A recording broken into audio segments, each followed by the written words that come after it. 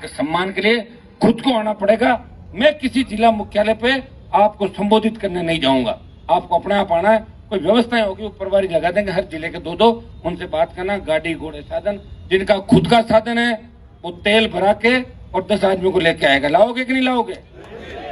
और मैदान को भर दोगे? पूरा कर देंगे, आधा भर दोगे, उसमें भजनलाल जी करा देंगे हम तो पूरा छोड़ के।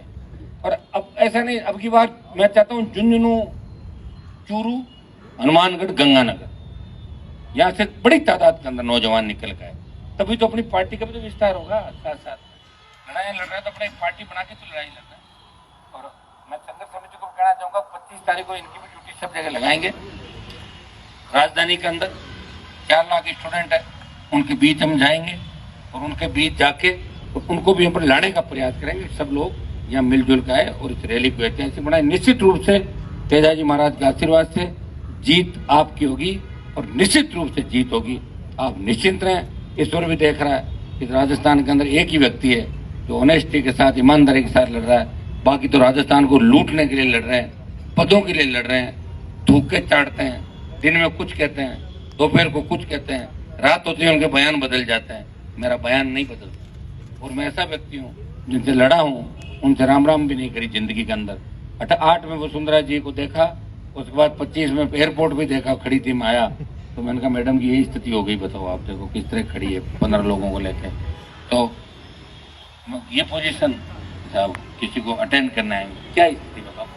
मैंने तो कहा था और जो कहा कर दिखाया, तो वसुंधरा जी नहीं आएगी। अब भजनलाल आ गया तो मेरे हाथ में थोड़ी, मेरी सीटें अगर 15 आ जाती, फिर कोई मुझे पूछता कि किसको सीएम बनाना है, कम ज्यादा पड़ते तो तुम्हारे हिसाब से बना देता सीएम।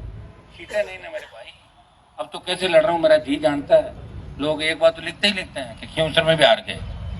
हारा कैसे तुम भी जानते हो, नासमझी की वजह से हार गया। भोले लोग हैं, इतने समझदार नहीं, जल्दी जोश में आ गए, डीजे बजा लिए, सोच रहे आगे धरती अपना धरती पे कब्जा कर लिया। वहीं डोलते रहे, डोलते डोलते वहीं ले जाके वापिस टिका दिया, जहाँ से आए वहीं रह गए। अब तो पश्चाताप होता होगा।